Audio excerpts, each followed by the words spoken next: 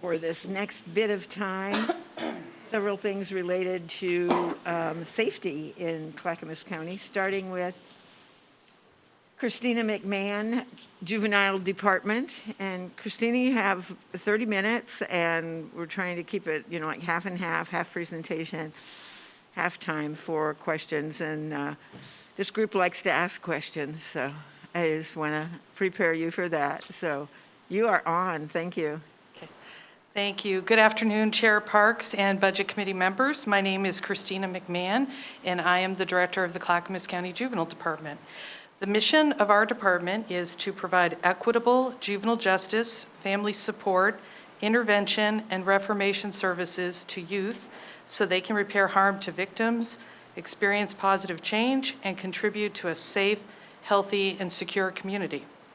We would not be able to make the strides we have and are making to accomplish this mission without the employees of the Juvenile Department who consistently show their dedication, concern, and compassion for youth, families, and victims, and their teamwork with each other and our community partners. I'm very proud of their work and contributions, and am grateful for the support we have received from our stakeholders and community partners, county administration, the Board of County Commissioners, and this Budget Committee over the years, which has enabled us to continue to change the lives of young people, reduce victimization, and keep our communities safe. Nelson Mandela once said, "There can be no keener revelation of a society's soul than the way in which it treats its children." Clackamas County's demonstrated support is a reflection of its value of and caring for the children and youth who reside here. Next slide, please. Well, we've listed out a few of our major accomplishments this year, but I would say the one at the top is the most major accomplishment, rising above the challenges of COVID-19, wildfires, and the ice storm. You have already heard from many people how 2020 was an unprecedented year, and that applies to the work of the Juvenile Department as well. The incredible resiliency and commitment of our employees shined throughout all of the 3 emergency declarations of the last 14 months.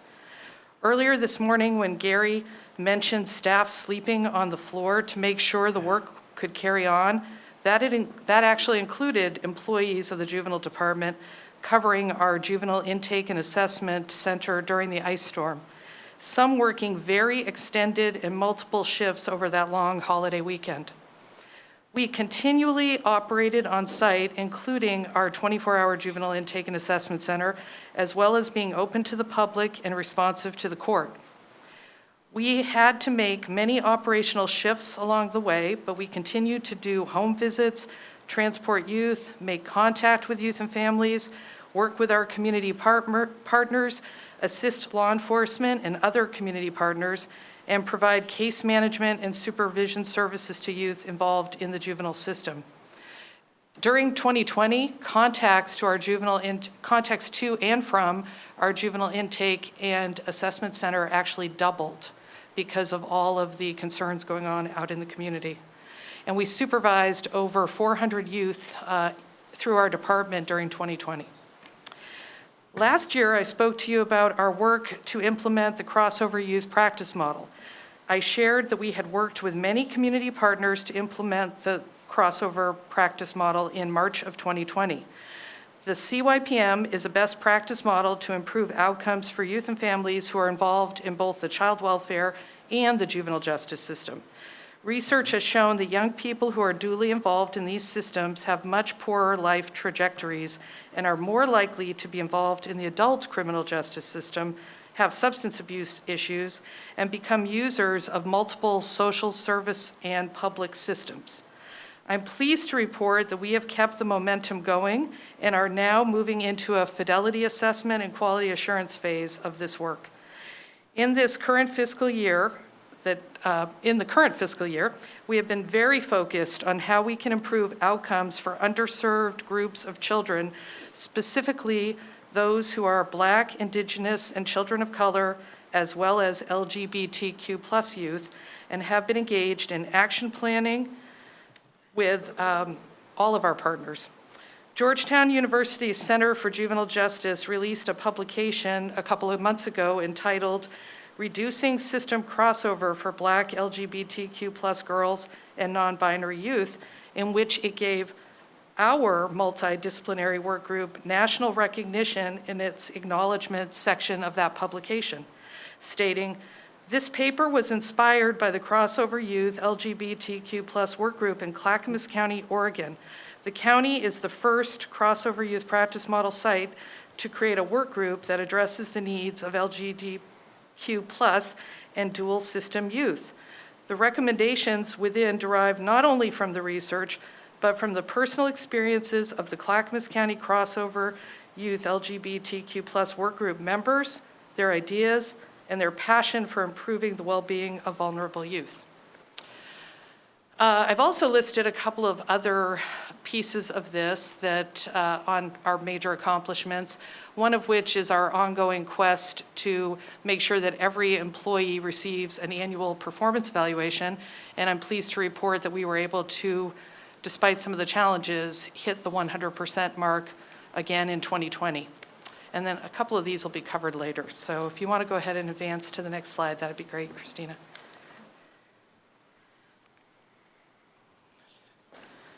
Okay.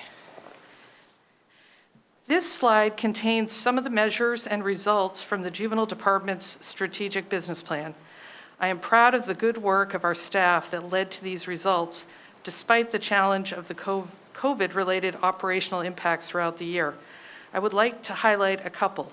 The first measure listed, 95% of youth referred to the Juvenile Department for criminal referrals are assessed for their risk to reoffend and their individual reformation needs, is a critical one in our work because the research shows that conducting a validated and accurate assessment is the foundation of successfully developing individualized case and intervention plans for youth, which assist in reducing recidivism.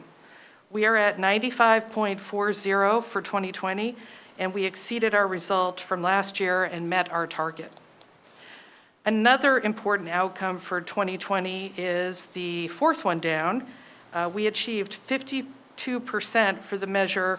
30% of youth have increased protective factors on the Juvenile Crime Prevention Risk Assessment instrument at case closure.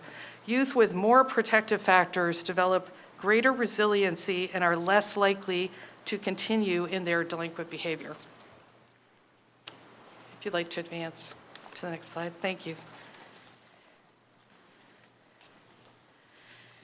This next slide is a high-level summary of the program profiles, which is a new document that we created this year.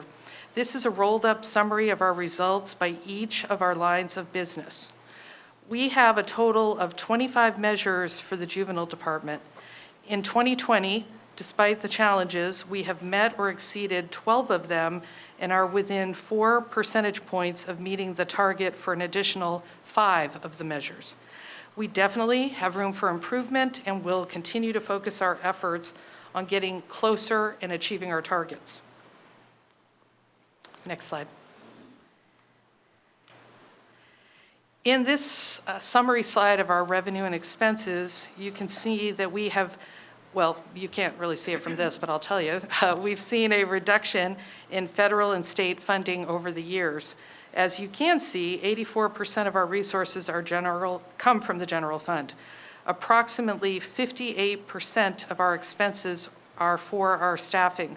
We are in the business of providing direct services to human beings, and we need skilled people to do this challenging and rewarding work.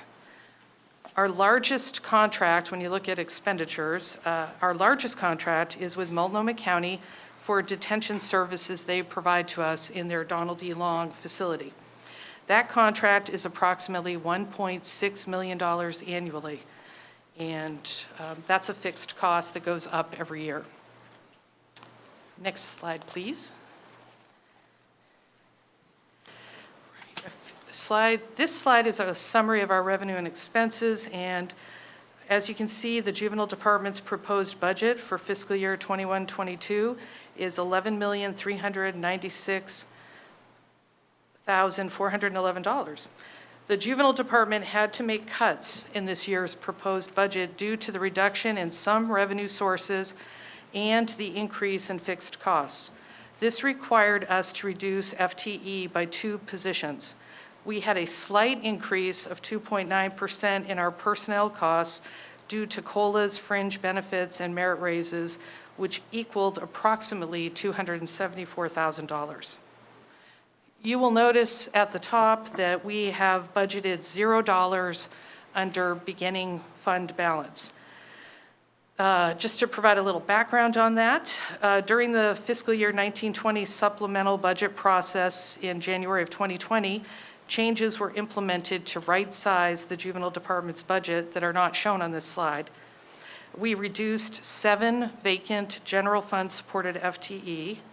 We transferred the department's total fiscal year 18-19 year-end balance, which netted back to the general fund, which netted an increase of $2.2 million to the county's general fund. And then also on February 25th of this year, we transferred an additional $1.8 million to the county's general fund, which was from the additional fund balance that we had at the end of fiscal year 1920. And on January 19th, 2021, we transferred $265,000 of county general fund in exchange for COVID CARES funding, which was received for the approximately 5 FTE that the department redeployed at different times to support the county's Emergency Operations Center as part of the COVID-19 emergency response. All of the above actions resulted in approximately $4.4 million being returned to the county's general fund in fiscal year 1920. Due to the underspending we've experienced because of the impacts of COVID-19, it is anticipated that at the end of our current fiscal year, we will be returning approximately $1,089,000 back to the general fund. Next slide, please. This slide is the budget summary broken down by our lines of business and our various programs. And as you can see, the yellow column on the right reflects the amount of general fund contribution that we get, which is the majority of our funding, as I've already shared. And it also reflects the reduction of the 2 FTE in this year's proposed budget. Next slide. Significant policy and/or financial issues. This was a tough one this year because there are so many unknowns with the state of our situation with COVID and some other factors that have played out. So the first thing I listed was the backlash from COVID-19, and what I meant by this really was there's a lot of concern that in the fall, when youth go back to school and they're back in a more normal setting where they're actually interacting with school folks, that we will see a backlash in behavioral issues that have been basically masked, no pun intended, over the last year.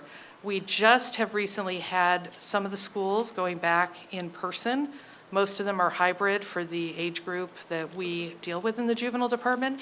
And we have already seen an increase in the number of youth who are being referred to our student threat assessment program that is a collaborative program through the Sheriff's Office, the ClackCo ESD, ClackCo Behavioral Health, the Juvenile Department, and the schools. And we have already seen an alarming amount of concerning behavior from young people. In our department, we have had, when I was talking about the number of contacts to our Juvenile Intake and Assessment Center, our 24-hour facility, how that has doubled in the last year, we have seen a dramatic increase in the amount of youth with suicidal ideation, suicide attempts, hospitalizations for behavioral health issues, and we anticipate that as schools come online, we're going to see more of that manifesting itself because there will be more opportunities for contact with these young people.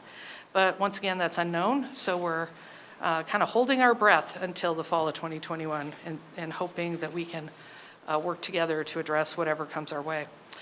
Another big factor is the second one down. Measure 110 is the measure that passed and went into effect this past February, which decriminalized basically all illegal drugs, and made them violation level offenses. So in the juvenile justice world, that means that we no longer have the ability, because they are no longer considered crimes, we cannot place those young people on probation, and the court can't mandate services the way we normally are able to do when a youth comes to us for a criminal referral. So there's a lot of concern out in our community amongst law enforcement. Our DA, who was just here, and I have had many talks about this, and youth serving organizations, that what will end up happening is, because we don't have any sort of, this law went into effect and there's no plan for how to really address and try to engage these young people and families into getting the assessment that the measure hopes people will get. There's a lot of concern that this is going to very negatively impact the well-being and health of the young people in our community and potentially pull them into delinquency.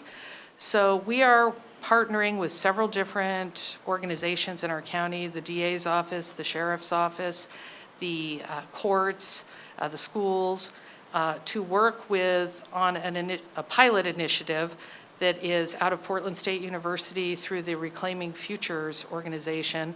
They will be working with 3 jurisdictions to address juveniles who are involved with Measure 110. It will be us, Washington County, and Malheur County. So we will be starting that pilot. It's a 1-year pilot to try to really look at the research of how we can engage and motivate young people and families to get the help that is out there. Many families don't know how to navigate all the systems to access that help. So that's something on our horizon. And then the last one that I have listed here is related to the state funding reductions for the 21-23 biennium and in the future.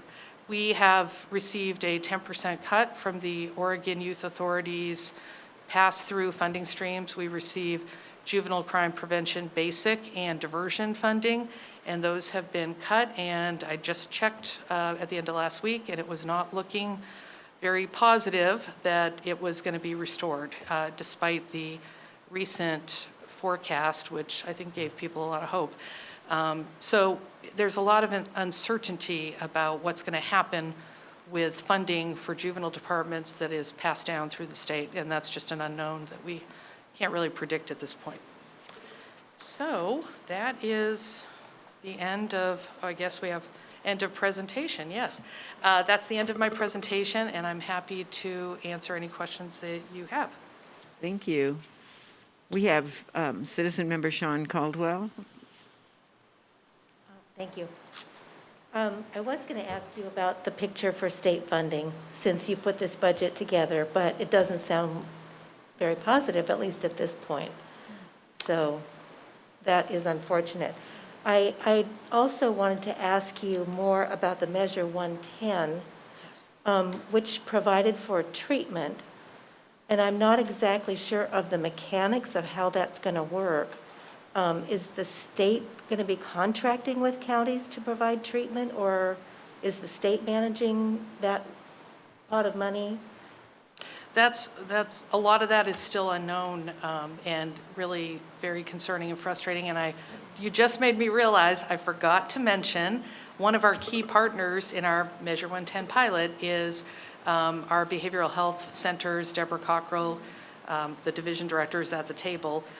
We're all trying to figure out how are we going to be able to help families access treatment if a young person needs treatment. So there's a work group at the legislature that is trying to tackle some of these things. They actually called in Reclaiming Futures to consult and provide some guidance, but I wish I had a definitive answer for you, but there's a lot that's still unknown. What I do know that I really appreciate and am grateful for in this county is the folks who are involved in helping access treatment, Deborah Cockrell, Mary Rumba, are wonderful partners, and they really roll up their sleeves and try to help us figure things out for families. So I think we're in a better situation than many other counties are because of who we have at the table doing the work here.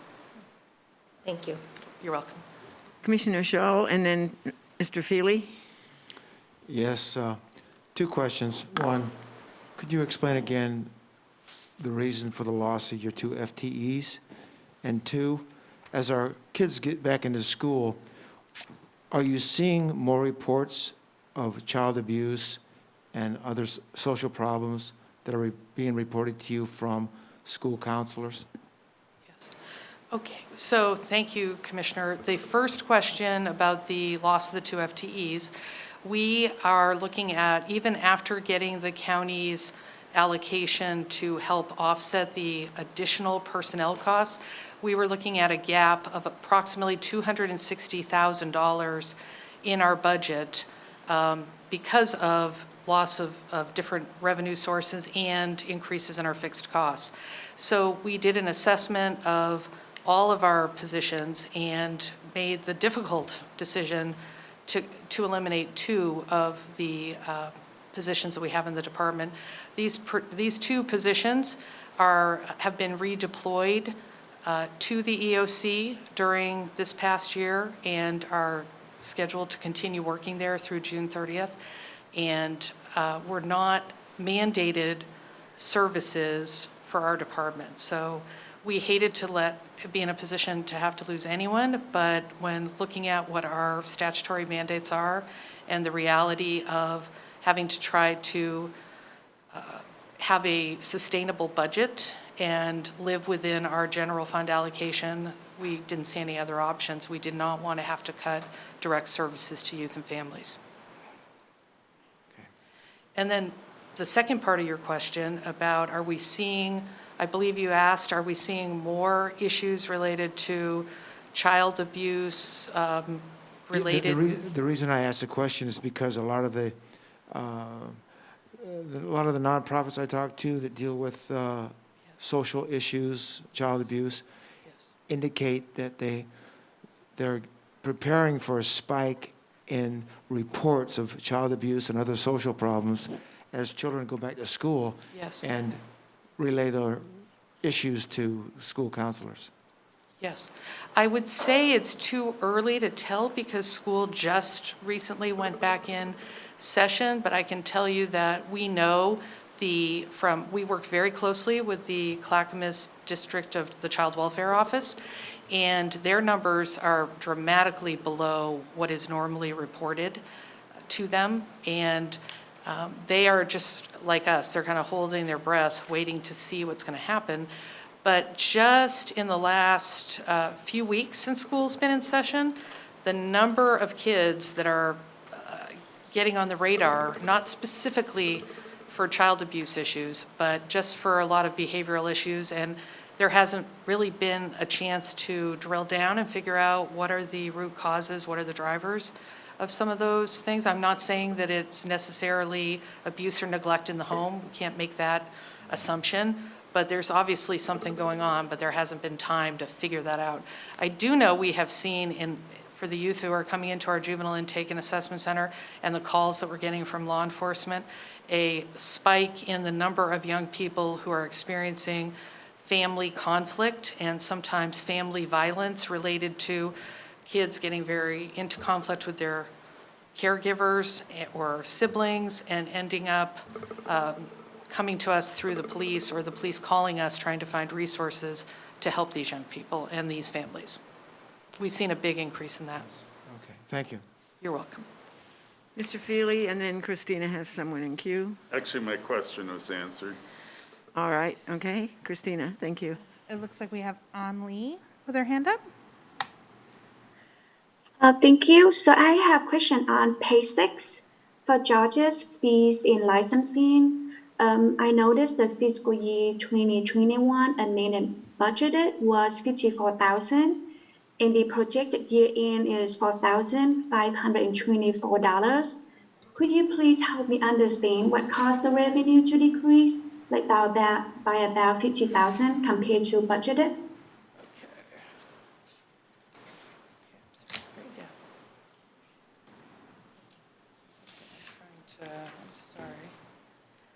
I'm sorry, I'm just trying to locate it on my sheet. On page 6.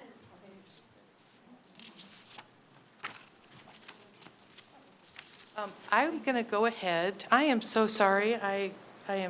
Feel terrible. I forgot to introduce Ed Jones, who is my Administrative Services Manager, and I don't know what I would do without him. So this is Ed, and I'm going to ask Ed to respond to that.